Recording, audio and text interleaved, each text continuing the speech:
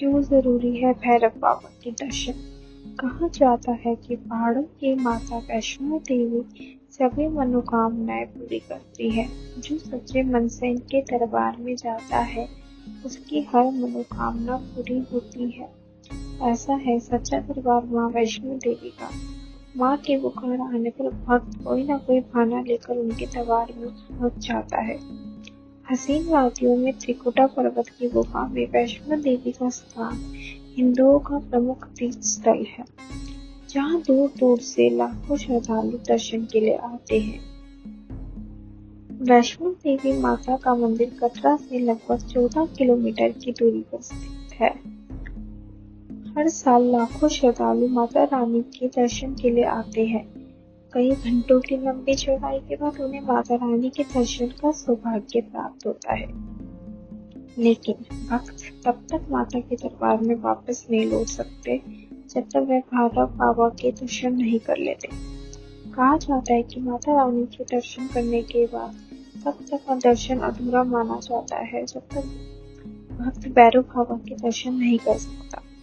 माता रानी की कृपा भैरव की प्रजा पर ही होती है।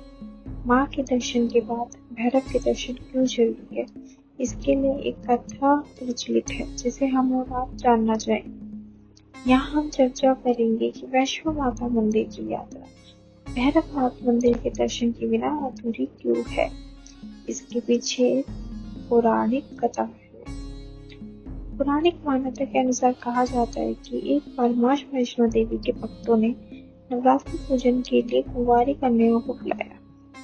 माता रानी पुत्री का रूप धारण कर वहां पहुंची।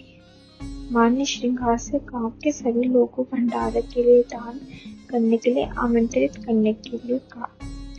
न्योता पाकर गांव के कई लोग श्रीधर के घर भोजन करने पहुंचे। तब वैष्णो देवी ने सभी को भोजन परोसना शुरू किया। भोजन परोसते समय कन्या भैरवनाथ के पास चली गई, लेकिन भैरवनाथ भोजन में मांस मदिरा खाने की जिद करने लगा। कन्या ने उसे समझाने का प्रयास किया कि भैरवनाथ क्रोधित होकर कन्या को बंदी बनाना चाहता है, लेकिन उससे पहले ही वायु रूपी वायु त्रिकुटा पर्वत की ओर उड़ चली।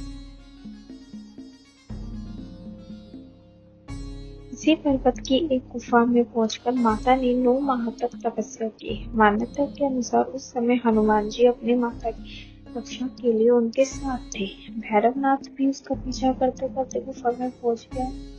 तब तक माता गुफा के दूसरी छोर से निकल गई। ये गुफा आज अर्धकुंवारी या आंधी कुंडी के नाम से फेमस है। गुफा के दूसरे द्वार से निकलने के बाद भी भैरवनाथ ने माता का पीछा नहीं छोड़ा। तब माता वैष्णो देवी ने महाकाली का रूप धारण किया और भैरव का संहार किया। भवन से 8 किलोमीटर दूर त्रिकुटा पर्वत की भैरव घाटी भैरवनाथ का सर कट गया। उस स्थान पर भैरवनाथ के मंदिर के नाम से जाना जाता है।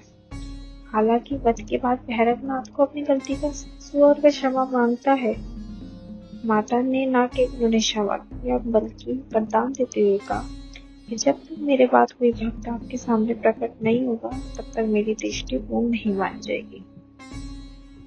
पौराणिक मान्यता के अनुसार श्रद्धालु वैष्णो देवी के दर्शन करने के बाद भी 8 किलोमीटर की गहराई में जाकर भैरवनाथ के दर्शन करते हैं, ताकि उनकी मनोकामना पूरी हो सके और उन्हें माता रानी के दर्शन पूरा फल मिले।